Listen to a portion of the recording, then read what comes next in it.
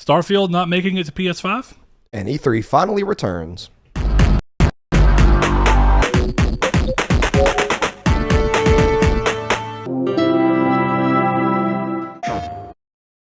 Hello and welcome to Triangle Squared, a PlayStation podcast. I'm your host, Brett Beck, and alongside me, as always, Mr. Saul Bridges, bringing you guys Lucky Episode 213.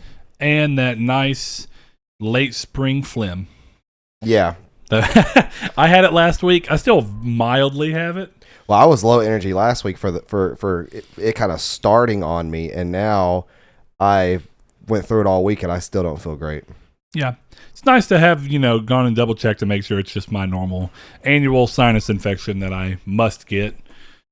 We humans are so weak. And not COVID. But yeah, I wanted to make sure it wasn't COVID, but thankfully it wasn't. Hope you all are doing well and not having this weird funk, but if you're in Texas or Arkansas or anywhere around us, like maybe Louisiana, chances are pretty high. Yeah. This is just what our weather is right now, so we're looking out for you.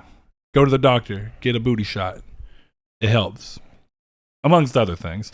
As always, if you want to find out more about the show, where you can find us, where you can participate in things, stick around for a little bit later in the show when we pull off the community's take and everything. But for now, we're going to start this show off the right way. Saul, what games have you or not have you been playing, or have you not been playing?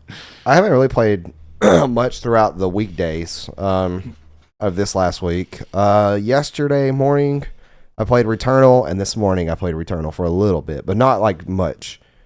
And that's kind of been it. Like, is Returnal still holding your interest? For the most part, yeah. It's kind of getting to the point now, like where I'm having troubles getting through Area 3, and it kind of is just like these runs take forever to get, like, because what I typically do is I go through the entire overgrown forest and go through every single room. Then I go to the second area and I do the exact same thing, and then I make my way to the Citadel, the third area, and that takes like an hour and a half sometimes to thoroughly get through everything and get all the artifacts that I will need, and my weapons and my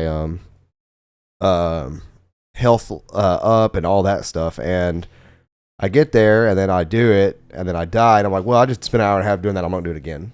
It's kind of like a one and done kind of thing. Yeah, that's the thing that's kind of getting me right now. Is I did a run yesterday because I'm just now really getting back to the game. I did a run yesterday. I beat Frike. Kept going through, got to the Crimson Waste, which was cool. Nice to have a change of pace finally. And I got most of the way through it before there's these things that I don't even really know how to describe them, other than they kind of look like... do you ever watch Legend of Korra? No. I don't really... They look like floating talisman heads. And they shoot out crazy bullets. I mean, like, it's to the point where I almost don't even know how you're supposed to cover. I kept feeling like maybe there was something I didn't have that I was supposed to. Like, one of the things I noticed is I still don't have, or as far as I felt like I had gotten, I'd cleared like 13 rooms in the Crimson Waste or something, and I still didn't have the grapple hook, for what we're going to call it. Probably called something else, but it's essentially a grapple hook. And I spent so much time doing that when I died, I was just kind of like, I don't feel like doing this again immediately, which is, I think, in such stark contrast to, the other one I've been playing at work, the Scourgebringer, because it's just so quick. If I die and I screw up, it's like, okay, I can get back to the second room in 10 minutes, if even that. So it's like you want to turn around and do it immediately goes so far out of the window that I think every time I do a run that actually goes somewhere and then drops, I don't know if I'm going to continue for that day even.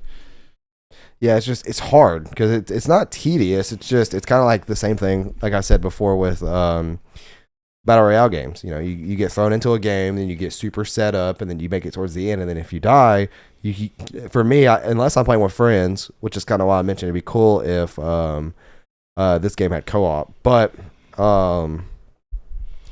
yeah, it's kind of hard to keep on it. I did last Sunday. I did start the Mass Effect trilogy, the Legendary Edition. And I'm about 5-ish hours into that. But I didn't know you'd even gotten it. Yeah, I got it launch today, but I was kind of waiting to play it because Nier, I was still playing that at that point, and I'm still going to go back and play through Nier. I just got to give myself a break from it. I I gotta convince myself to collect all those weapons. But yeah, I played through that, but then that was like Sunday night. Waking up on Monday was like when I started really feeling like crap. Yeah, and I just kind of went home and relaxed every day this week, and I haven't really played anything else up until yesterday. And I had plans yesterday and this morning, so I didn't want to get into Mass Effect and not be able to find a place to stop. Because I am like that with those games, so I'm just gonna wait till tonight to play more of it. Yeah, I don't blame you. Speaking of Nier and needing a break from it, I've ran through all of Nier Replicant, got ending E, which was awesome. It definitely for long time fans of the series, both Drakengard and Nier. A lot of crazy implications on the lore and what could be coming. Also gives me a hint of what I think could be coming in terms of a game, but either way, I really like that. Finally, actually working towards the platinum. That the long-running joke of this show, depending on how long you've listening, is I'm no Nier Plat Brett, because while I have the Nier Automata Platinum, I never did grind out the one for the original Nier on PS3, despite my love for the game.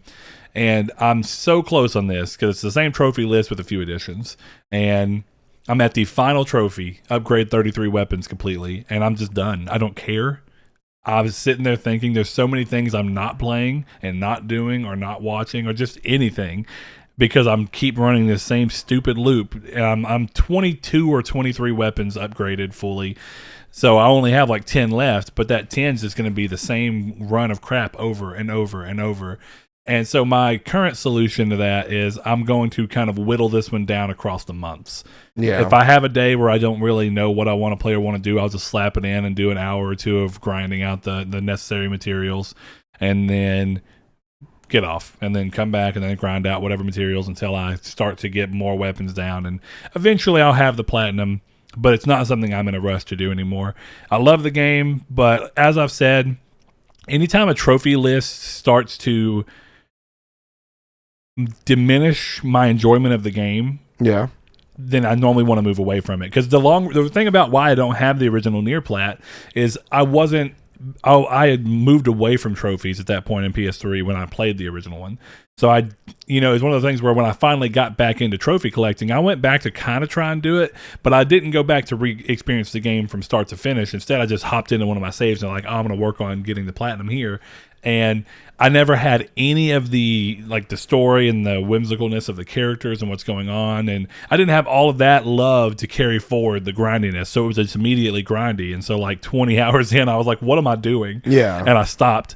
And I had a lot more steam to carry me to where I'm only down to this last trophy this time, but I've still reached a point where if it's going to make me dislike the game at all, which is what it was starting to do, I'm just like, nah, I'm going to back off and just get this in a more natural sense. But it's cool because now that I've put it down, I've been able to get to Returnal more, which the thing about Returnal, like I said, I'm finding it that I imagine it's going to get harder and harder as you keep playing it, that you do these long runs and then it starts to feel more and more repetitive because suddenly, if you get to, I don't know that the Citadel is the last biome, but let's say it is. By the time you get to biome 3 and you keep failing toward the end of it and you have to redo it, yesterday I had that breakthrough of, the Crimson Waste is new, so this is cool. It's a new area to explore. But eventually the Crimson Waste is just going to feel as, okay, I know this biome too well as the first biome. And then the third one will be interesting to me for a little bit. Before too long, the third one will be like, well, I know this biome, and now the game is just too repetitive for too long a length of time, and I don't know if I can bring myself to finish it. And this is going to sound crazy. I'm really interested in the story. I almost wish, and I'm not saying they should, I almost wish that they had went the route of still leaving this a roguelite for people who like that, but still having a version of this where you can more just play through the 3 biomes to experience the story without the die and repeat mechanic. I know that's basically impossible because of the way the story is told. It's supposed to be about being trapped in this loop, but that's where I find myself. Right now, I'm enjoying the game. I just don't know if I'm going to be able to actually finish it, depending on how things keep going. Yeah. Excuse me. I feel like my voice is getting a little weak. Yeah, mine too. But here we are. We do a podcast. Yeah, that's about it. I really, I intend to start playing Resident Evil 7 or 8. I'm deciding whether I want to replay 7 before hopping into 8. Just go straight to 8. I'm excited to get into 8, though. Everybody's talking well about it. It's a short game. I like those. Definitely after playing, 60 hours of Nier. So get into what I can. And I guess it's part of what makes Returnal a little like right now, because it seems like to beat Returnal, it's probably going to take me like 30 hours of really fine-tuning the game. Yeah. And I don't really want another 30-hour game right now. I'm okay with a 10 to 12-hour game. We'll see what ends up happening.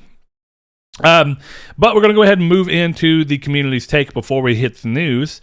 And the community's take, thanks to Saul, did end up happening. I fell asleep on Friday at like 6:30, which is so not me, but I didn't post it. Went along yesterday, didn't realize it. So thanks, Saul. No problem.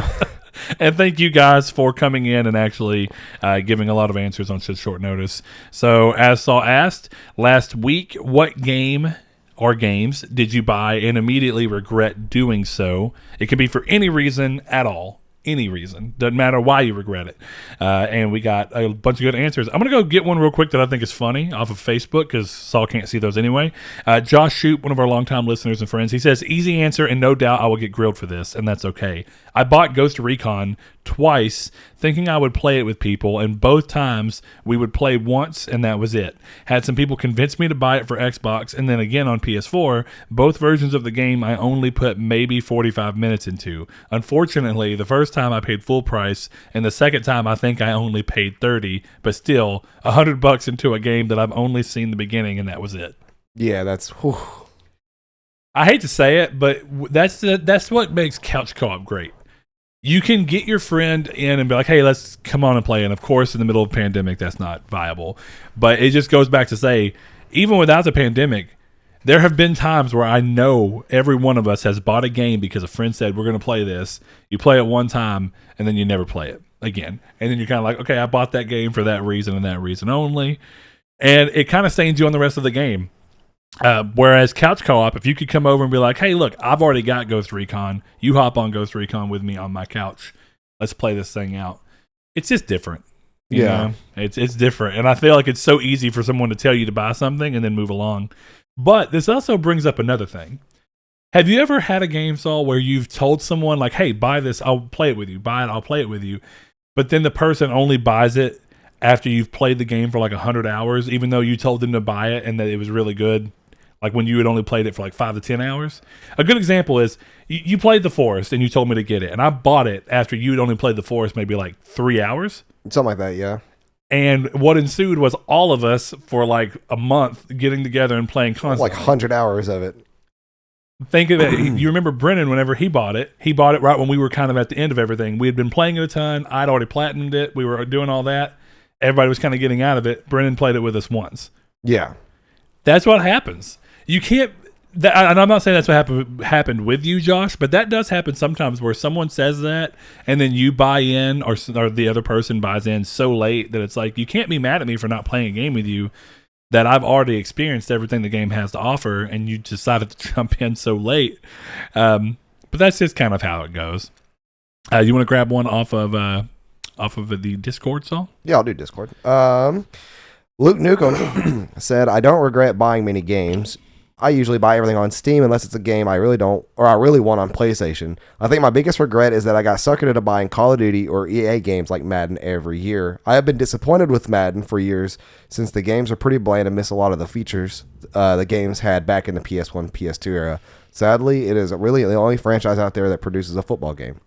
So yeah, you're kind of trapped into the yearly cycle of if you want the player base to keep moving forward with you, and then if you want people to play with, and then of course just updated rosters, you're kind of forced into buying them. Well, this is a weird thing too, because Kai Grimm, one of our other patrons and listeners, he always talks about a similar frustration with MLB The Show because there really isn't any other viable baseball series. And that's kind of where we are in general. I guess all the sports games are kind of in a monopoly in gaming. Like, they're the only series that does it because it pushed the rest of them out, which is weird because growing up, I remember 2K Sports and Sega Sports and all these other different people that were making sports games. But he says the same thing. It's like there's so many features he wished were in there that were in other games, and they're just gone. And I know Andrew's like a big person of talking about when Madden became the only football franchise, he was a big fan of college because there's different feature sets in college. So, yeah, I mean, he's talking about like recruiting and building teams. So it's different things than what you want, but that's unfortunate. But this is a weird thing about football, or not football, sports. You want the new roster for, I guess, a number of reasons, but at some point, is it not more fun just to go back and play the one that had the features you liked? I mean, that's been Andrew's answer. Get a PSP or a PS3 and just find whatever NCAA game you could get.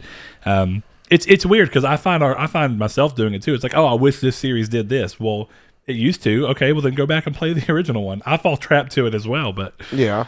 It's kind of hard though if you're a fan of the series and you want to see it moving forward. And then if you do it, go and buy the older copies. They're typically way more than what you would want to pay for them. That's true. And you also have that thing of where like you find that you love certain new quality of life features. It's like, oh well, the game feels a lot better, and playing snapping a touchdown and throwing it all feels way better. But the fact that I can't, I'm throwing BS out here, so just follow me. Like it'd be like if they were like suddenly you can't play an audible in mid game, so it's like, oh well, it feels better to throw, but now I can't play an audible, which is one of the things I liked doing in this. It's the reality of game moving forward and a development team trying to focus test what they think needs to be the next big feature, which normally means that something else goes out.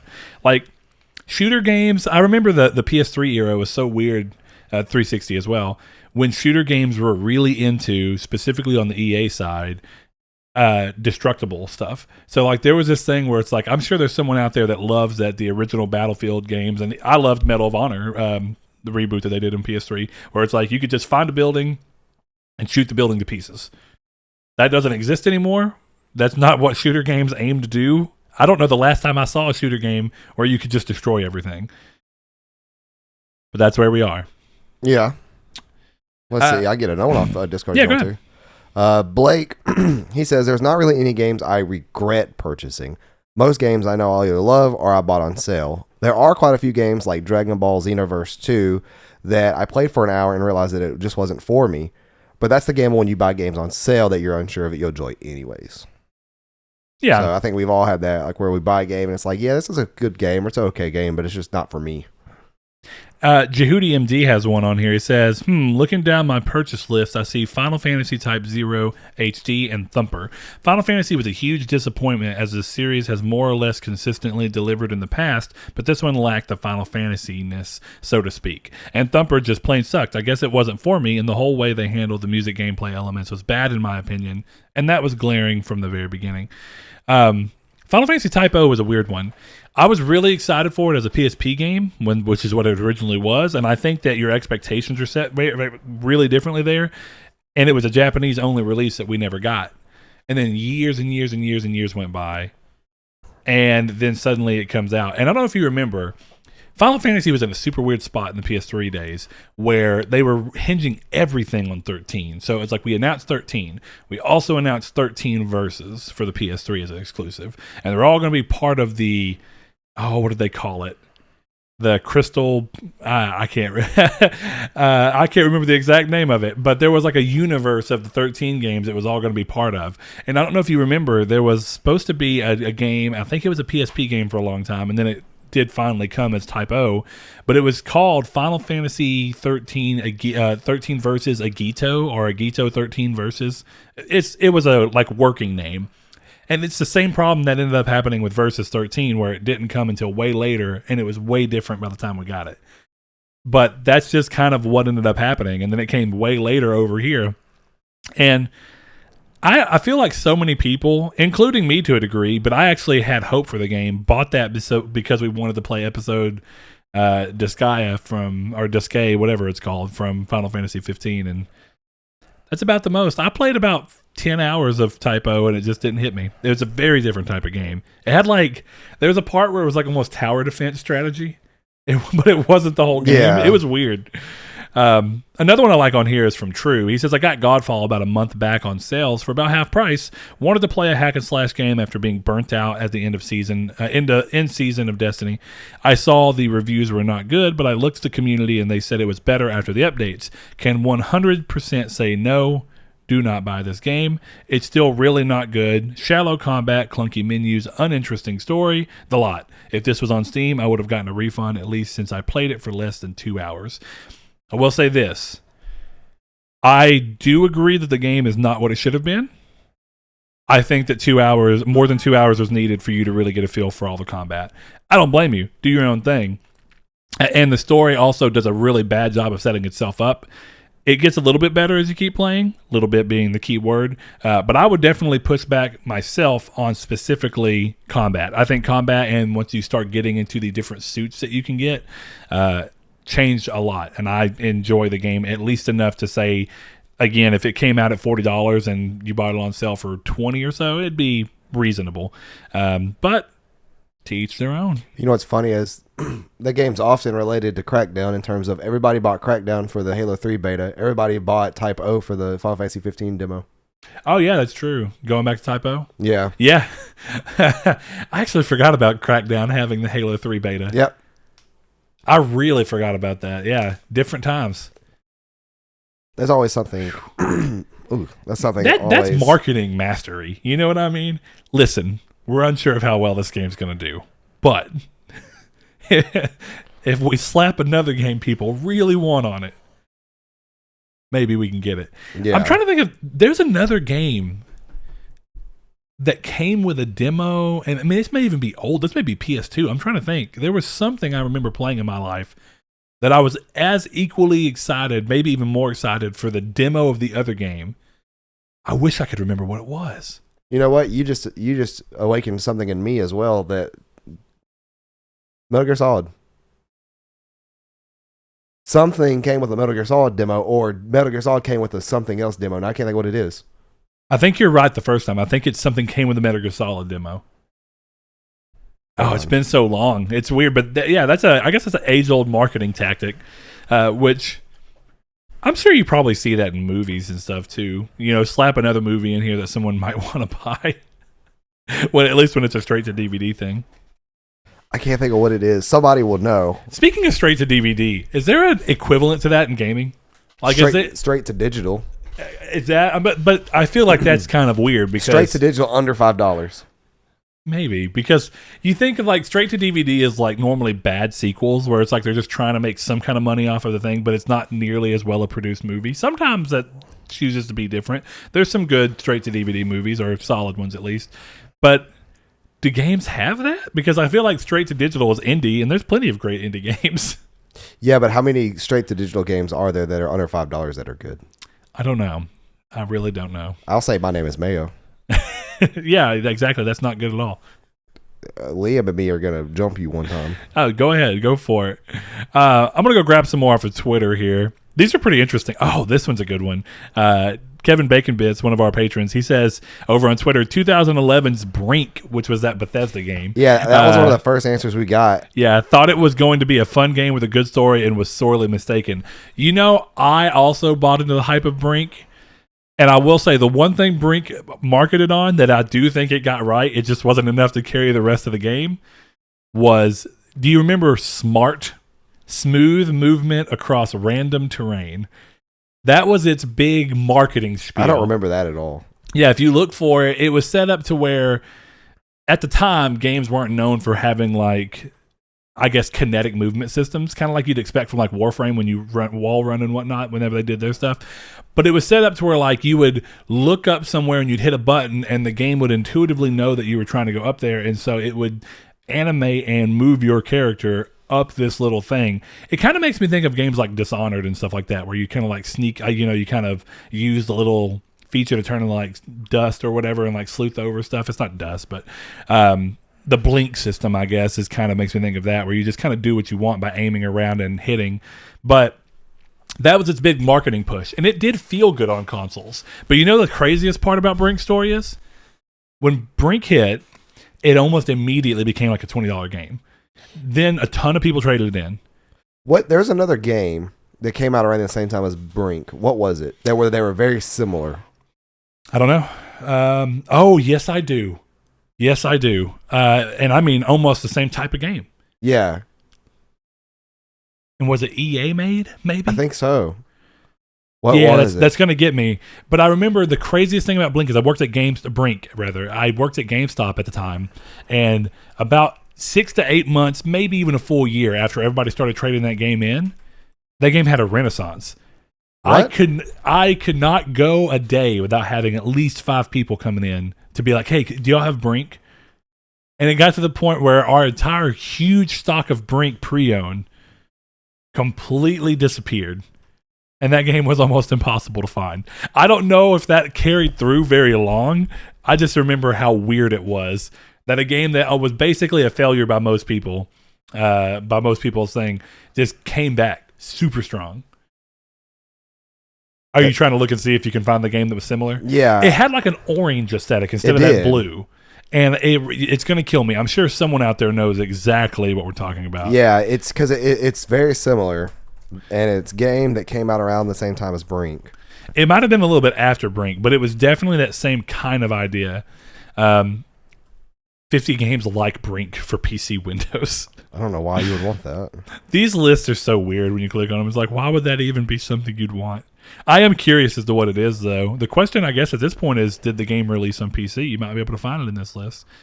But while we wait to see how that pans out, I'm going to go grab another one. I just thought that one was interesting.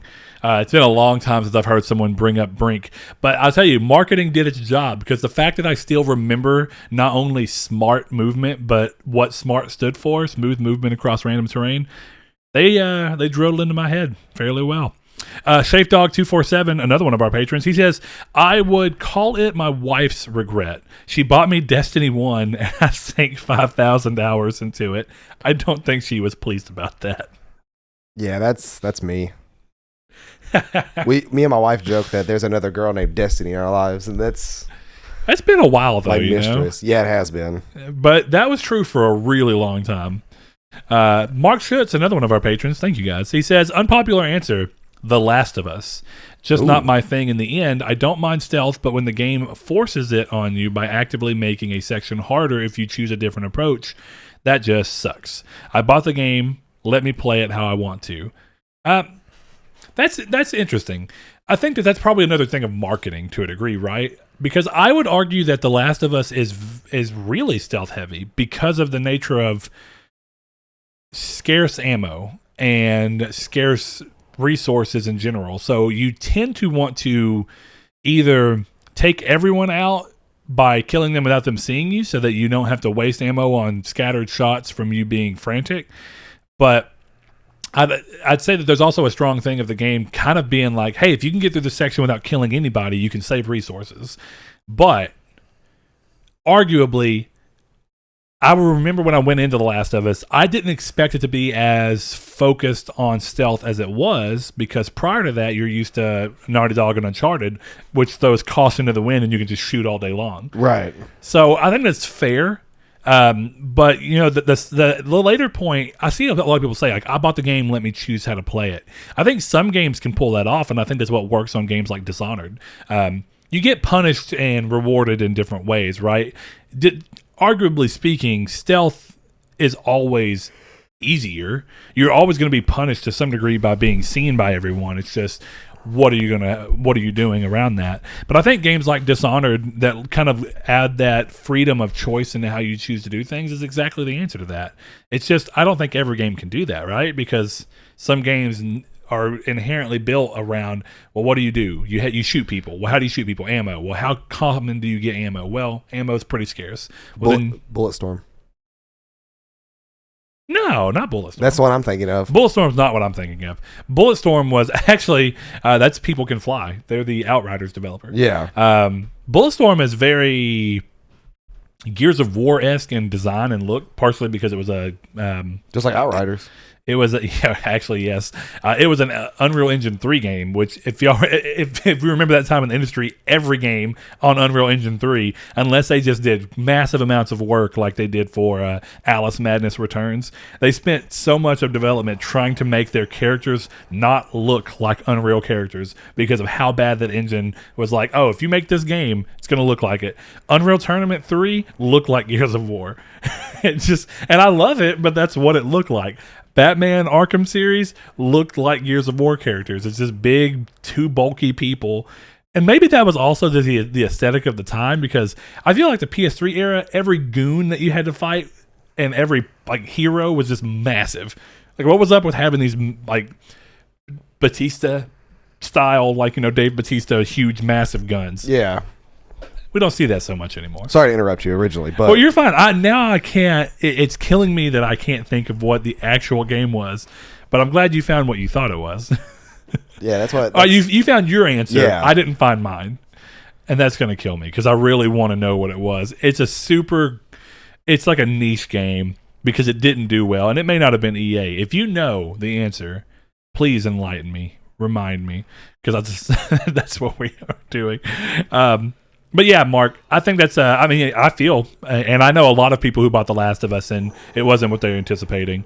Though, what's also cool about The Last of Us 2 is I think stealth is far more viable than it was in The Last of Us 1, even though I think The Last of Us 1 pushed you into stealth often. But when you go balls to the wall, it's a lot more fun in The Last of Us Part 2. I imagine even more so at 60 frames per second, which we'll get into when we get into the news. But... I'm going to say, what do you think? 2 more and call it quits? Yeah, we'll do 2 more. Okay, you want to grab one off of Discord? Sure.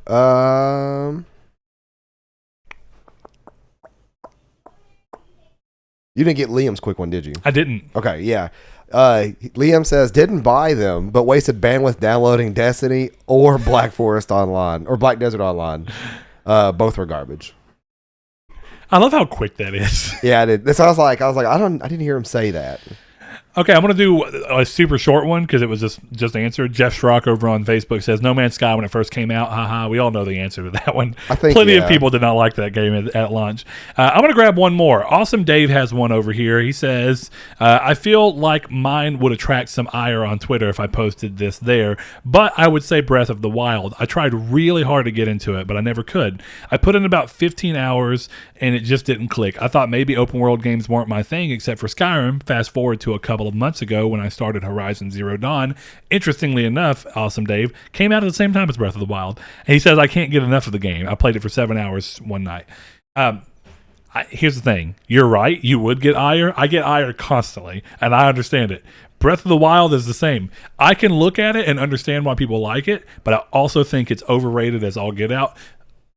It is what it is. I'm sure there are games that I myself overhype and therefore make overrated in my own mind for many people. But yeah, Breath of the Wild ain't it. I played for roughly the same amount. I'd say 15 to 20 hours. Got to where I was supposed to go do the third Sacred Beast and just stopped because I was so bored and it never clicked. And I thought the game was so barren and empty and the story was told in the weirdest way. I didn't think it was really a good story the way it was being told.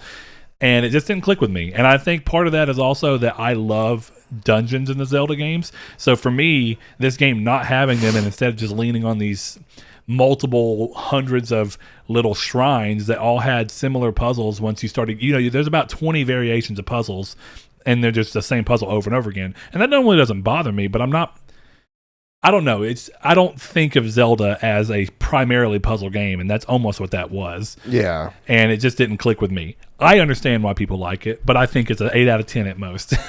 And that's just where I am. You get the ire. I feel you, Awesome Dave. I feel you. And it is what it is. We live another world. And Breath of the Wild is also one of my answers. I mean, Saul, what's one of yours? Man, for me, I probably will go with No Man's Sky when the first week it came out. Yeah, there's a story behind this that's so funny. Saul bought a PS4, 2 copies of No Man's Sky, one for him, one for his wife, and the Uncharted 4 PS4 because it was just happened to be the one that was there. Yep, for his wife, so they could play together. And I think Saul was already done with No Man's Sky the night that we got back home and all hopped on Party Chat and started playing it. Yeah, I was not a fan. Saul's crazy excitement in that initial load where like you see all the stars coming by you can hear it's like, this is going to be so awesome. To be fair, we were all saying that. Yeah. And then it was like, wait, what?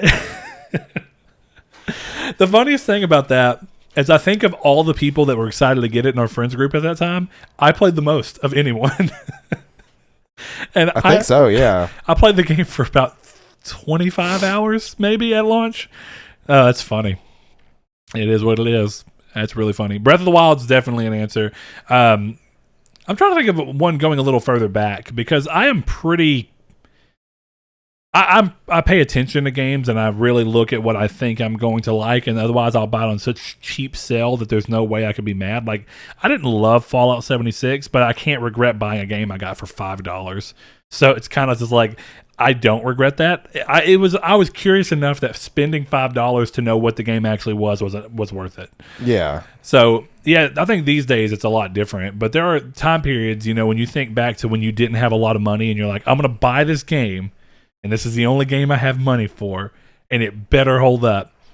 Breath of the Wild is clearly not that. That was more of just like, I wanted something for the Switch, and you know what my regret is? Oh no, what is this? Buying a Switch. You always gotta be so mean to the Switch. I'm not even being mean to it. I just don't care, and I've tried to the point that I literally, I guess, you know what I regret buying, because I could probably get it cheaper by now. Huh. I bet I regret buying Monster Hunter Rise, because I bought it a month ago and I've still not played it. Now you know how I feel about Division 2. Actually, yeah, the Division 2's... There's all these layers. I didn't pay money for the Division 2, but I spent reward points on my credit card that I could have put towards anything. Yeah. And the Division 2, which is not good. Andrew, quick. What's the game that you've bought that you regretted? Doesn't matter what it is. Why? Yeah, what'd you regret? Tell me. I'll let the world know. It'll be in podcast history for eternity. So it better be a good one. It wasn't Final Fantasy VII, the one with the video. It was the one. Oh, 15? That one was stupid. 15 was stupid to you? Yeah, it was 15. He said the car. Yeah. The game sucked. Okay, yeah, he regretted 15, and I think that's actually probably an answer for a decent bit of people. Oh, okay, there we are. We're going to move on to the news, but before we do, we want to remind you that this show is brought to you by us and by you. If you want to become a patron, you can give as little as $1 per month to support us directly. Helps us keep all this stuff up, keep the show running, not have to dig into our own pockets, which is awesome. We appreciate all of you for doing so. You get early access to certain things, like the weekly movie podcast I do with Chris, Midweek Matinee. We are currently doing the Road to Fast 9, where we're going to be covering every Fast and Furious movie in order up to Fast 9, and then do Fast 9 once it releases. So if you want to hop in on that, go over and check that out, and you get that early access as well. The early access right now for Tokyo Drift is up if you want to go check that out. Like I said, just $1 away. Thank you all so much, and it will hit free feeds. Everything we do eventually hits free feeds. So thank you all so much. We're going to move on with the show, but don't forget you can get shouted out too at the end of the episode. So if you want to hear your name from me, because I'm always the one who does it, then you can do that. The news this week is interesting. There's plenty of stuff going on, but I think a lot of it's kind of looking more towards the future. But the first thing, of course, is a reminder. Days of Play is currently ongoing. The event that they're going with the community is going right now. And the sales part of the event will be kicking off May 26th. Players will be able to grab Death Stranding, Ghost of Tsushima, Miles Morales, Sackboy: A Big Adventure, Demon's Souls, and more first-party titles for a discount both physically and digitally, so it's not just digital, as well as deals on PS Plus and PS Now subscriptions. I'm really curious to see how deep the discounting is going to be on PS5 games. Like, is Demon's Souls is going to be like $5 off, or is it going to be like $10 off, or will they go deep and actually give you $20 off of it? And that's still $50. Yeah, we just talked about that too. Of like last week, I think, of like, well, you know, when do we see prices on discounts for stuff like that? Yeah, and now we know that there are the PS5 game, because the other one's Godfall, but Godfall's been on sale. So it's not really an announcement to throw it out here. It is cool though seeing other ones, right? Because this is the first Days of Play for Ghost of Tsushima, for Miles Morales, for Sackboy, for plenty of other games that are on this list. So it's pretty cool. And I like seeing that because this is the kind of thing that would get somebody to try a game like Sackboy, A Big Adventure, who may not have done it because it's like, do I want to pay $60 for a game I'm unsure of? I imagine Sackboy will be $40. Be crazy if it's $30. That'd be really cool. It's a great game. You should hop on it if you haven't. Next thing up on the list, we talked about earlier, Outriders. Square Enix recently claimed that Outriders has been a success and is on track to become a major franchise for the company, posting 3.5 million unique players, as they call them, averaging a playtime of over 30 hours and incredibly high engagement for the co-op feature, which I'm sure is what they were hoping for. First and foremost, happy to the team, happy for the team over at People Can Fly. But I think there's a secondary side of this that's kind of interesting. We were talking about it in the Discord the other day with Rude Days 93 and Josh and some other people about what Game Pass does for how you measure success in the gaming industry. Yeah. Because for a long time, the idea of a game like Outriders, which if you look at its primary, well, I shouldn't say primary, if you look at one side of its market, right, of its way of being sold, it's a traditional release. It can be bought, and PlayStation, that is the only option. You can buy the game and play it. But on the Xbox side of things, it's day one Game Pass, and that means that you can't look at sales as the only indicator of success. Yes, on part of the market, PlayStation side, that is your only indicator of success. But as a multi-platform release, you have to look at this and go, sales no longer count. We know we made this amount of money because of Game Pass. They paid us this up front, and this is what we have. I don't know how long it stays on Game Pass. I don't know if it's an evergreen title or if it's only there for 3 months and then moves on. Yeah. These are all questions that, who knows? We'll see how long it ends up staying around. But for them to look at this, I think it's very telling the way they choose to give the information. It's not 3.5 million sales. It's 3.5 million unique players. And then when you kind of keep going through that, they're looking more at that point too.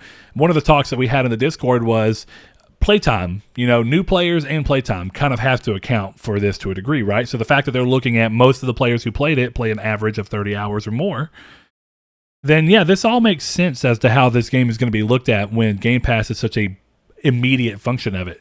But I also think this speaks to something I was talking about in that conversation the other day, where Game Pass, in my opinion, the sweet spot of it is to not actually overly lean AAA games into it, where budgets are so high that you want to have a little bit more of a set in stone, like how do we measure the success. If you look at AA games, the game I used for reference was The Outer Worlds.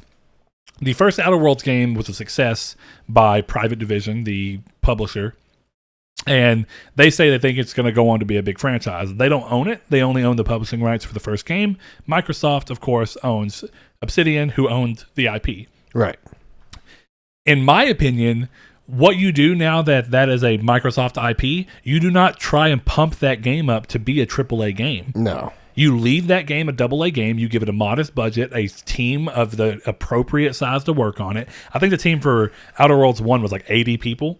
So maybe at most bump it up to 100 so that you can make sure the next-gen features are going to work. And then make a modest budget, 100-hour game. 100 employee game. Make it not crazy long. Don't have it be a, 300-hour space epic. Leave it the same length and style of what people loved about the first one and let it be made that way. And then its market for success is so much easier to hit on something like Game Pass, where people can jump in, play it, and have a good time, but expectations aren't as skyrocketed and high if you go out of your way to be like, hey, this is a small game. Like, this sounds weird. I'm sure people are out there looking at Avowed and they want Avowed to be the next Skyrim, a AAA fantasy RPG. Right. I am 100% okay if Avowed is basically the AA, high fantasy equivalent to what they did with the Outer Worlds. I don't care. The Outer Worlds looks fine, runs fine, plays fine. Is it going to set the world on fire with the way it looks? No. Is it the most stable game in the world? Nah, not really. But if it runs at a mostly solid, hopefully with this console generation, 60 frames per second, but if it runs at a solid frame rate and it does what it's supposed to do and it looks decent doing it, I'm fine if Avowed is a $60 million game from a team of 60 people. But I'm sure that there are people that don't think that. Yeah. I just think that Game Pass could be a huge boon for letting console manufacturers get back into this AA game, because they don't anymore. Right. Because I get it. Why would you? Your job is to show off what your system can do. But that's if you're following the normal market like Sony does. Microsoft has no reason to do that. You don't have to have an Xbox to play their game. They just want you to be on their service. The best way to get their service is to get more games out there that are easier to return investment on. Bam. You're not wrong. I'm curious. That's probably going to be somewhat related to the community's take, but we'll see. We'll keep going through. I just think that it's an interesting point, because I think a lot of people, including me to a degree, you want to cling to the old business model because, first of all, a lot of us are primarily PlayStation gamers, and that's the only model available to us. Yeah. In this in the market that we're currently in, at least. But also, like Chad had mentioned in the Discord, even if the game's on Game Pass, he'd probably just buy it because he wants to support the developers, and that's very much where I'm at.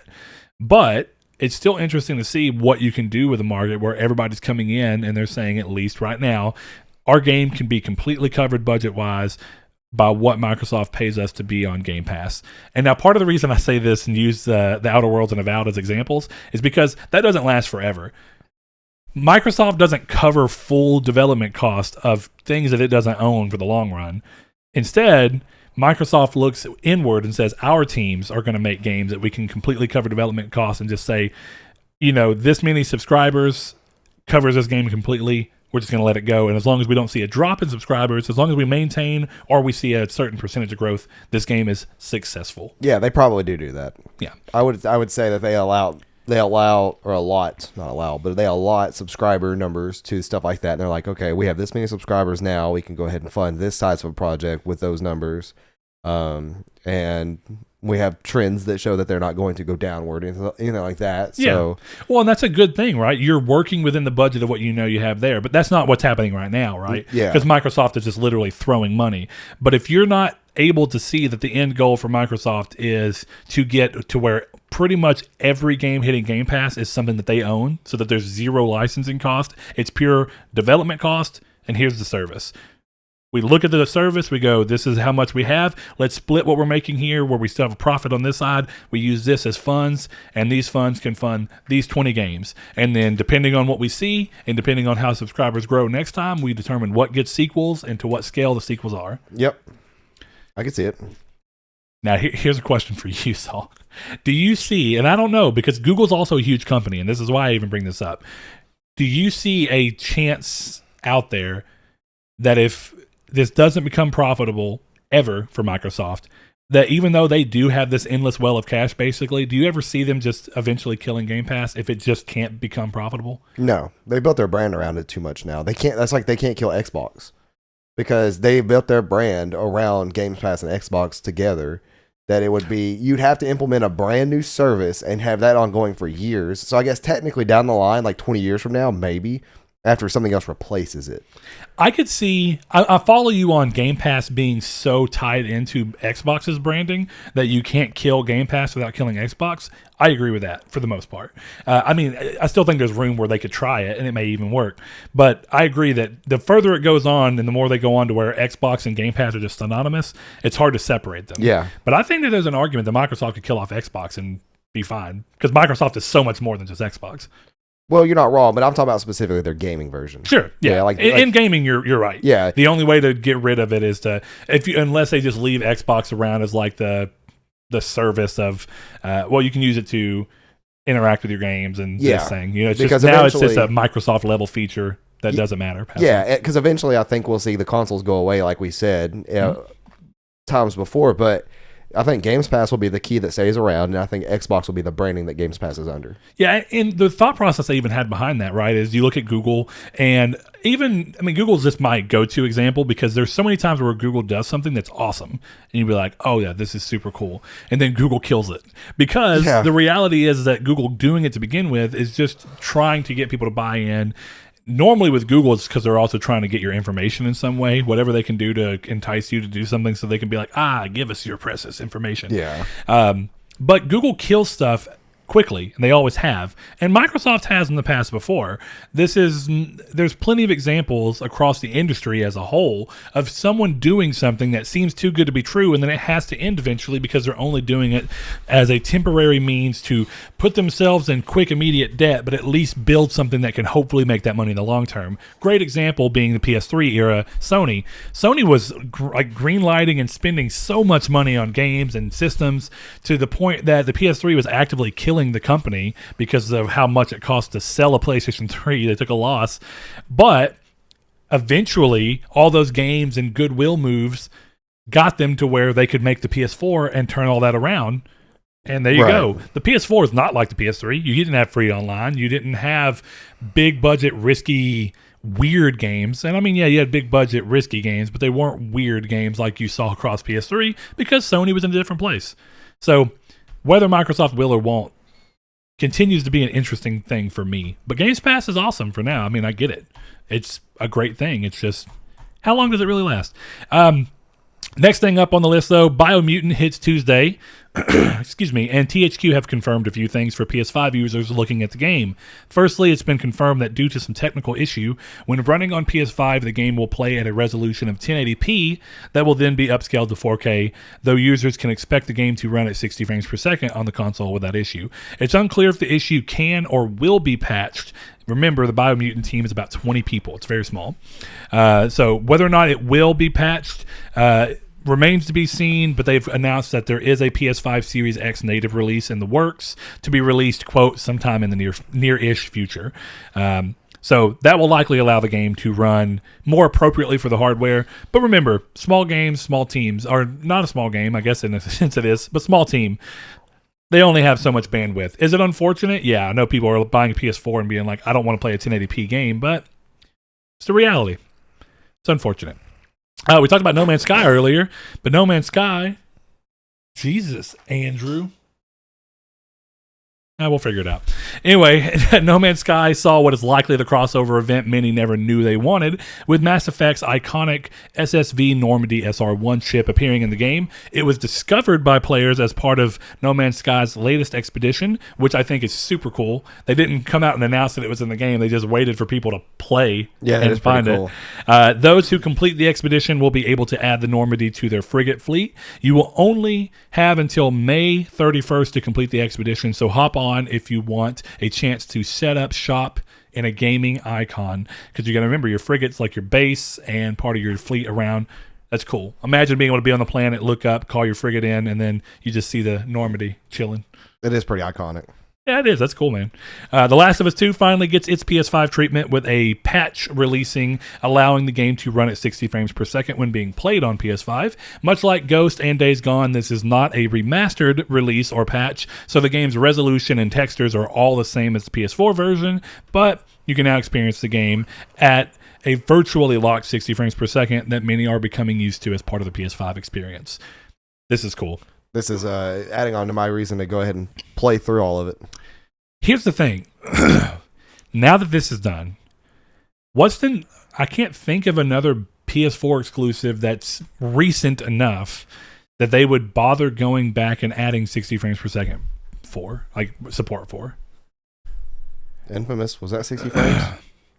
It was 60 frames per second on, I'm pretty sure at least, on PS4 Pro whenever they upgraded it for there. Bloodborne? But that's what I mean, like, recent enough. Because the way they go back and do these is they have to go back into the older game kit, like, you know, the dev kits they use, or the coding that's within it, and they have to change that and then re-push it out. Well, some of the games are built on such old codecs, you know, that you're looking at that, and it'd be a lot harder to go in and do it. Now, it doesn't mean it would be not worth it. That's why I say we've gotten it for all the ones that are recent enough that PS5 was in the mindset already, like Days Gone, Ghost, God of War. You have Ratchet to think about it too. For like the last 3 years, Sony first party exclusives haven't had a ton. You just named them all. No, it's what I mean. Yeah, it's been a lot. They've already done it all. So these are there ain't much left. This is probably the last game that we're going to see this treatment for. Sadly, as much as I would love to see Bloodborne actually get this treatment, I think at this point, with the amount of work that would have to go into going in and unlocking, we'll more than Bloodborne, likely just see a remake of it. They'll probably just remaster or remake it. Yeah, I want to see a remake of it. That'd be dope. It's one of my favorite games of all time. Demon Souls? Yeah. Demon Souls style is what I meant, but yeah. Yeah, like Demon Souls. Yeah. That's going to be interesting. I know Blue Point's doing it. That's why they did Demon Souls. What do you actually think Blue Point's working on next? Bloodborne. Like, you genuinely think so? Probably Metal Gear Solid. I could see that. I think that that's the most mass market appeal version, but how sick would it be if they were working on Castlevania? Bloodborne. I'd take Bloodborne over Castlevania. I know you would. There's only so much you could do at Castlevania. And you think about, hold on, what was the other game? Because you remember their little cryptic thing they put out that was like teasing a bunch of games. It was Bloodborne. It was Bloodborne, Castlevania, Metal Gear Solid. Was Siphon Filter mentioned?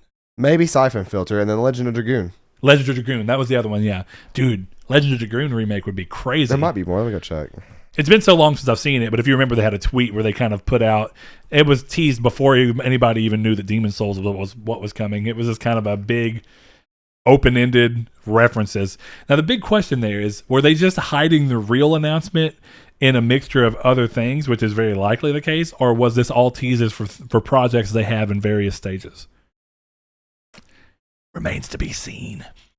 While Saul's looking that up, the age-old question since Microsoft acquired Bethesda might have been answered by some industry insiders. Starfield, according to a number of people who have spoken to those connected with the game, will be exclusive to Xbox and PC and will indeed be skipping PS5. Now, this is in contrast, not really in contrast, but this is to a degree in contrast with what we kind of saw a couple of insiders saying at some point that Sony was discussing with Bethesda Starfield to be a PS5 timed exclusive. So it looks like we now, if this is indeed true, we now know the answer that Sony never did get past the negotiating phase before Microsoft ended up buying them. And as much as, of course, I want to play Starfield on PS5, assuming that it looks good, I hope it does. But assuming that this isn't happening this way, I want to play it on PS5, but this is probably the right move for Xbox if they really want to do something. I mean, why spend that much money on a customer and not do this? And I know that kind of stands in contrast to the other thing I said, which I do agree with. From a sheer business sense, for me, looking at someone who would want to be in the clear as quickly as I possibly could, I would want to release Starfield on PS5 just because it's already been announced, people anticipated it, and it's probably going to sell a lot like Skyrim and Fallout 4. And if it does, you're just making your investment back quicker, and then the next game they do can be fully exclusive. But Microsoft's playing cutthroat with this Game Pass thing. And if you're playing cutthroat, you make these games exclusive. Yeah, especially after you spend that much money, like you mentioned. Was it $10 billion? Well, right? Double down, right? Yeah. It was $7 billion if I remember correctly. You double down. I mean, that's what you do. I mean, at this point, if you're Microsoft, right, and you have that kind of capital, you double down. If you're any other company and you make this investment, you probably go ahead and release everything multi-platform because you don't have the money Microsoft has. And I would even argue that Microsoft should do that so they can actually look at games at Xbox and say Xbox is now profitable or Game Pass is now profitable because we can use this. Oh, this acquisition was to benefit Game Pass, but we can release this and all the sales go towards making up for this initial investment, which gets Game Pass to profitability quicker. But that's only if you look at the numbers that way. So interesting, but as always, there's another part of this. If you've been seeing any rumors that the game is soon, and I've seen a lot of those lately, the game is apparently nowhere near being complete. So don't follow those. Don't follow any of this realistically. Just keep your hopes low and your expectations low. As always, this is leaked information. It can be true or false to a varying degree. So wait for an official announcement. You know why I'm glad that Microsoft's playing cutthroat with Game Pass? What's that? Because I'm hoping that it will eventually pressure Sony into allowing it on their platforms. I could see that. That would be, but people are like, I wouldn't want that. That's a major win, and you have no clue. It is, but the only thing is the ramifications of what it means for Sony's business. Because that doesn't matter as long as they keep making first party games like they do. Well, but their consoles. But that's what I mean. To some degree, if it's allowed on their thing. And more games are hitting there, and people are playing games on Game Pass instead of buying them through. And this is real. This is probably why Sony's been so hesitant on it. When people are playing a game on PS5 through Game Pass, how is it determined how much money PlayStation gets? Like where does their revenue come in? No clue. Exactly. And it comes into every step of the way because Sony has to go, well, if they're not buying it and we're not making our share from the PS Store, then we're seeing a huge drop in revenue. This is very similar to like their breakdown of how they talked about, well, if people are still primarily playing on Fortnite but are spending on PlayStation, but for some reason are spending money elsewhere, when do we get backup stuff for the fact that you're using our platform to benefit you? And in Microsoft's case, I wonder, because it wouldn't be just at the subscription level, because Sony could try and be like, well, if someone buys a subscription on PlayStation Store, we get 30% of that. You could say that. That's fine. But what does that mean for when someone just has a year-long thing where they would have bought games? Where does that continue to go? What if you don't buy the subscription on PlayStation, you bought it on Xbox, so they got that percentage or whatever. Technically, if on Xbox, they'd get the full profit. What does that mean when you suddenly take your Xbox subscription, your Game Pass subscription, and start playing on PlayStation? Is it so many hours set? There's a lot of questions about why I don't know how this works and why Sony's probably slow, because the ramifications are way bigger for them because Sony needs PlayStation. That's what Microsoft doesn't. With something like this, I just flip into consumer mode, and I'm like, I don't care about all the business crap. They'll handle all that mess. I don't care about it. I don't want to know or care. That's something that would benefit everybody. So I care in the sense of, and this is a very broad sense, I do think, clearly it being on PlayStation is the most consumer friendly thing. It's the best thing for the consumer at that point. But this comes down to one of those things. Like we talked about with PlayStation in general, if I want to keep gaming on a PlayStation platform, then my personal thing is I do think a little bit about how does Sony keep doing that? How does Sony keep making money so that they can keep making systems so that I can keep playing on their systems? Because if they don't, and I'm so tied in that ecosystem, and they go under, because again, they're very different. I don't think any decision we've ever talked about would cause that, though. I don't know. I could never see Game Pass. I'll say this. We have never talked about this as a real decision. People wanting PlayStation to basically do a Game Pass thing of their own would kill PlayStation. There's zero way that they can do that.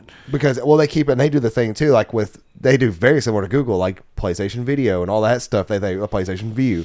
They come out with it, and it's a cool idea, cool concept, people use it, and then it's gone. Yeah, because they can't afford to float it. Yeah. And that's the thing. The same thing would happen here. If they actually lean heavily into Game Pass, and I mean their own form. Like, let's say PS Now. Let's just use that. Let's say PS Now becomes an actual Game Pass competitor.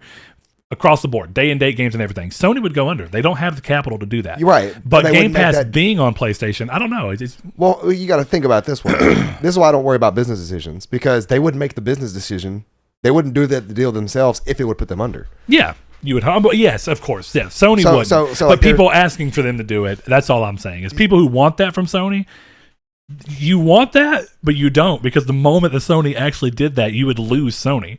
So if you care that much, I don't think. But you're ignoring what I'm saying, though.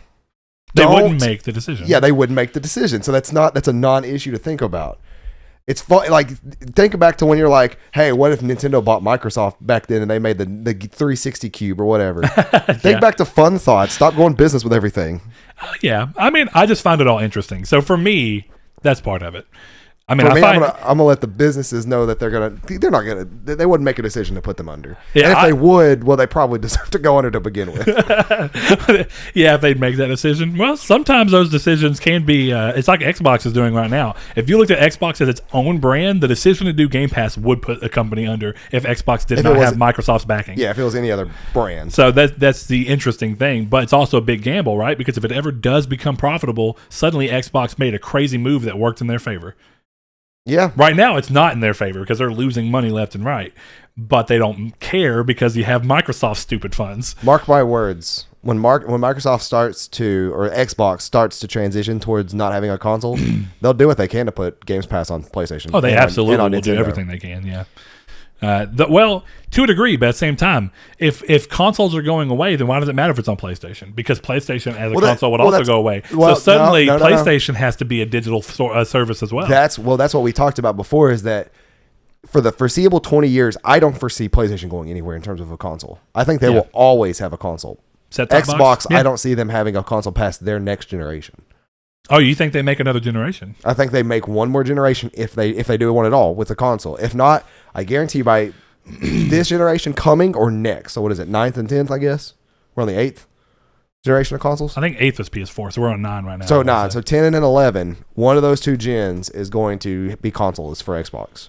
Yeah, we're on the 9th gen right now. Yeah. That'll be interesting. Also, mark my words. Looking at that, when consoles actually do go away with Sony's current business model, right? If by that point they don't do anything to do that, they actually might go under at that point. When there's no longer the box that controls the work of, well, we did this work to get this box in people's homes so that they become the platform for you to benefit from. I don't think that they would do that though. I think Sony and Nintendo will always have a physical console, no matter what. Maybe. But I also see to some degree both of them having to do some kind of switch to where they have something on phones or TVs or smart TVs to a degree. But I'm also of the mindset that a physical box will always be the better option, because you don't have to worry about internet and all this different streaming stuff. Yeah. And no matter what you do, streaming compresses. Yeah, and right. If you don't want those compression artifacts, and you're Sony making games that look like The Last of Us 2, you don't want compression artifacts making your game look worse if you don't have to. And that's also how you can market and go, well, look, we don't have a streaming platform that's our main thing because we don't need to, because look how good The Last of Us 2 looks. You can't get that on compression, from streaming. I mean, arguably. We'll see how these things all end up playing out, but I do agree that we're safe for the rest of this generation. I'm just really curious to see if Microsoft goes all in on streaming by next, and that depends on what we see throughout this gen. If we end up seeing Xbox find a way to get xCloud onto smart TVs, where all you have to do is buy a Microsoft controller, game over. That's super smart. If the only purchase you have to make is one small physical piece of hardware, it's kind of what Google was doing with Stadia, where it's like all you have to do is buy the controller and this little plug-in thing. But if you can skip all that completely and just go directly to LG and be like, hey, LG, can we work with you to make a WebOS app for Xbox and then support Bluetooth for our controller? There you go. You got it. Currently, I'm not a fan of streaming games. I've tried it on my laptop, and it works fine. It's just, I've tried it on PlayStation now, and it works fine. It's just not my preferred way. What all have you tried? Have you tried xCloud, or did you try GeForce Now? Tried GeForce Now. Yeah. I've heard good things about GeForce Now. I mean, in terms of it works well. It works fine. It's just, there's always that little bit of input lag that you can never get rid of. Yeah. And it's just, I'd rather actually play the game. Yeah. All right, let's see. The last thing up on the news, I think, yes. E3 season is just around the corner, as well as non-E3 based streams that happen alongside it. Xbox, Nintendo, Capcom, Ubisoft, Take-Two, Warner Brothers, Koch Media, Square Enix, Sega, Bandai Namco, and XZ Games will all be part of the traditional E3 festivities, while Konami backed out, as you may remember. They originally wanted to be part of it, but they said due to timing, they're not ready. And Sony, of course, seemed poised to leverage their state of play again this year in lieu of attending E3. EA will be separate as well, hosting their own EA Play Live showcase much later on July 22nd. Jeff Keighley continues his split from E3 that he announced originally by spearheading his Summer Game Fest event again, which kicks off June 10th and includes partnerships with most of the companies attending E3, with PlayStation, interestingly, being a partner as well. This is going to be super weird across the board.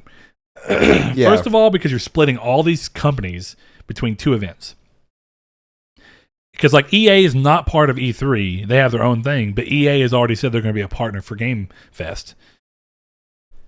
Same for PlayStation. This is weird. It is. It's I don't like this. This is like the E3 battling out. Well, this is what I was worried about when PlayStation stopped going to E3s. Is that companies are just going to start splintering out afterwards, and then E3 is going to become very annoying to watch, because you're going to have to figure out already on top of time zones when things are, but then there's going to be even more spread outness like we are seeing, more splintering, and then you have all these other companies they're doing the Netflix / Hulu thing. I'll just make my own thing. Yeah. It's like, oh, come on. Yeah, I think it's exactly what happened. Yeah, the fun of E3 is just it's like the Super Bowl. You may not watch football, but I know people who don't watch football or care about football who watch the Super Bowl. It's about just the festiveness of it. The event of bringing everything together. Yeah, and now it's kind of just splintering out, and it's just it's going to eventually become just a month of we get a Nintendo Direct and we get a PlayStation, or we get a State of Play. State of Play, and then we get an Xbox thing, and then we get a EA thing, and then it's like they're all weeks apart or something. It's just not going to be fun anymore. Well, and I think the weird thing about this is for a long time, people would always say, including us, that E3 feels like gamer Christmas. It does. But here's the weird thing about that. I think everybody, if you look at it right now, everybody... If everyone's completely cool with this without any issue, and I mean that in the sense like you're not looking at it like this is a little odd, it means that you've always viewed it as gamer Christmas just because you get a lot of presents in the announcements. I always more viewed it actually as gamer Christmas because it's all the gamers and companies coming together in one spot to announce all this stuff. And that's why I always thought E3 was cool. It's like they're all at E3. It's all about just everyone announcing. But now you got to go and look, well, now we splintered this person off and this person off. And now Xbox doesn't want to piss off Jeff Keighley because they want to be able to show something during the Game Awards at the end of the year. But they also don't want to piss off E3 because they like being able to go to E3. So now Xbox is going to say, half of its announcements for E3 and then half of its announcements for Summer Game Fest. We don't know for sure, but this is just assumptions. Yeah, this is... And this is the kind of weird thing going off. Instead of looking and being like what it used to be, where it's like today is Microsoft's day. Everything that Microsoft has big to announce is going to happen today. And that's fun to look forward to. That's so cool. And now it's like, well, Microsoft's day is today.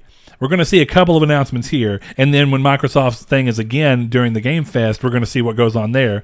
It's just it's splintered out in a very odd way, and it's not. Some people are probably excited because it means there's way more going on. There's more events, and you can be completely steeped in it for probably the whole month of June. But I'm gonna be honest with you. You're just elongating something that doesn't need that much time. Yeah, it's like when Sony did the trailer for Ghost of Tsushima trailer. Yeah. It's like, what is this dumb shit? Like, come on, you could do better than this. Well, and it's going to be like that. If you're splintering off events, there's going to be overlap. But the overlap is depending on what event it is, because, like, you know, Microsoft may want to show something new that's EA, but EA's really going to save it all for their event. Yeah. So then what you're seeing at Microsoft isn't even the full story, and it's just a waste of time. The good and bad here is that it depending on how you as an individual like events to be held and game announcements to be held, you have two different versions coming here. Because I'm going to tell you right now, this is my take on it. And this is a negative for me in terms of the Summer Game Fest.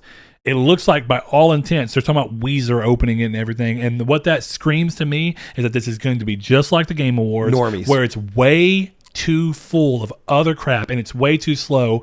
And they just find whatever way they can to drag this stuff out to where it's just 3 hours of what could have been done in 45 minutes. And the reason I say that is because I just want it to be focused on the games. I don't care about the Chic Man commercial. I don't care about the band that you choose to have play in the middle. I don't even care if I like the band. It's not the spot for me. I don't want that. My favorite E3s were when Sony was just coming up on stage and being like, here I am to show you my face this one time because that's what we're supposed to do. Love you guys. We've been doing great at PlayStation, and here's all the games, and you're not going to see me again until the end. Oh, and you can take this game and hand it off to your friend, and that's how we can trade games. Yeah, but that, you know, E3 has sometimes had some fluff, but not to that degree. E3's never been about, all right, in the middle of Sony, we're going to have Give It Up for Eardrummers, or whatever that band is. It's Eardrummers is backwards, but Ray Sumred, whatever it's called. But I've never heard of. I've gotten so annoyed by watching the Game Awards because every year it's longer for nothing to do with games. It's longer for everything that has zero to do with games. Normies. And it's not even that I'm trying to be upset about it because I'm like mad at anybody else. It's just, yeah, that's not what I want. So these events and announcements being split off, I'm just going to have to wait until Summer Games Fest is over because I don't want to watch it. I called this the second Jeff Keighley announced on Twitter he's not attending E3. And I literally said, this is because he's going to go off and do his own stupid thing. And this is what it is. And I mean, he did it last year, but there wasn't an E3 last year, so it felt like it took the place. But now it's just in the big old muddle of crap. Now. And you're going to have to sort through all the announcements that we're going to get. Now it's capitalism, baby. Yeah, it is. I mean, it literally is. Like it's that there is like commercials after commercials after commercials, and then you get stupid sponsorships that I don't care to see. Well, it's also capitalism because it's two companies choosing, like, hey, here's our similar products. You choose which one is more valuable. And the crazy thing is, I think everybody likes Jeff Keighley so much that he'll win this. I like, and I don't mind. I have zero problem with Jeff Keighley. I just don't like the way he chooses to do events. Yeah, I love the guy. He's a cool dude. But please just shorten. Like, your pacing in your events is terrible. Please just cut out a lot of the banter and crap. And like, I don't like, sure, it became a meme of the guy who made what's the prison game, got up there and was like, freaky the Oscars. And the Oscars or whatever. He didn't say freaky A because EA paid for that game. Well, yeah, I know. Actually, that would have been the ballsiest move if we see Joseph Ferris come up there and be like, you know what? EA just paid for A Way Out, but fuck them. Yeah, for me, it's just like, What was the community take you had in mind? Kind of going back to how do you feel about Games Pass implications on how games are measured for success? Like, and I guess really alongside that, what it means for how you decide to budget games. Like, if you look at a game and say it's successful this much, instead of having to push that line because you want to sell this many copies, you go, oh, we just want the game to be good. We can give it a more modest budget and do what we want to. Hey, what do you want? You want to make a game that's beautiful? Let's focus on graphics here. Most of your budget can go towards graphics. You can make whatever you want to past that. You can have Death Stranding. I'm kidding. Death Stranding's a good game. But I mean, it's, I'll throw this out if there's a better one that you can think of, I like the idea of seeing how people feel about what it means, because for so long, definitely people who like to throw around console wars, it's been, well, this game sold this many millions and Gears of War 5 only sold 3 million. So Uncharted 4's 17 million means it's a better game. I mean, that's not the same. I sold that Wii Sports. Yeah, right. But now you can look at it and go, well, Sony's The Last of Us Part 3 sold 17 million and Gears of War 7 sold 3. It didn't sell because it's on Game Pass, but Game Pass has 300 million subscribers. So did that mean that it arguably had the potential to sell 300 million? Technically. Well, let's just get wild here. There's 45 million billion people in the world. So technically they had 45 million billion opportunities to sell the game. So, but yeah. You guys can find us over on Twitter at Triangle SQRD. You can find us on YouTube, of course, at Nartech Gaming and the Triangle Square Podcast. You can find us across all podcast services. If you find one we're not on, let us know, because we're definitely on the big ones like Spotify and all the other ones. And our Discord, it's linked in the description below. Across all of those, we have the Facebook as well. Triangle Square to PlayStation Podcast is a group. You got to ask to be in it, but we'll accept anybody, as we do with life. And not only that, but we like to thank you guys, because you support us on Patreon over at patreon.com/Nartech, and that's what keeps this show going. The mutual lovins. You love me, I love you. We're a happy family. That's Barney. I was about to go into Barney. But, that's just that's a good life lesson to carry along with you. I love you. Well, yeah. But anyways, we love you so much. We read your names at the end of every episode to show how much we appreciate you. And even if the list is 500, Brett will be sitting here for a minute, because that's a long list of names, but I'm willing to do it. He's willing to do it. Let's get to 500, folks. Thank you all for episode 213. We'll see you next week. Yes. Shout out to our patrons: Kyle Grimm, Josh Jarrell, Matthew Green. My name is Dan, Luke Bartolomeo, Sean Santarude, Funk Turkey, Danny Villalobos, Corey Hickerson, Blake Popes, Kevin Baconbits, Mark Schutz, Shadowist, Steven Salazar, The Stonard, Rich, Constantly Kenny, Solitary Red, Chris Figs, Zachary Sawyer, Landis, Rude Days 93, Josh Drago, Bailey Robertson, Brian, Donovan Williams, Derek Porter, Josh Ayers, Joshua Lago, Sean One Neo, Tyler Powers, Jehudi MD, Rob Warpoint, Richard Schaefer, and Hammond Egger. Thank you all so much.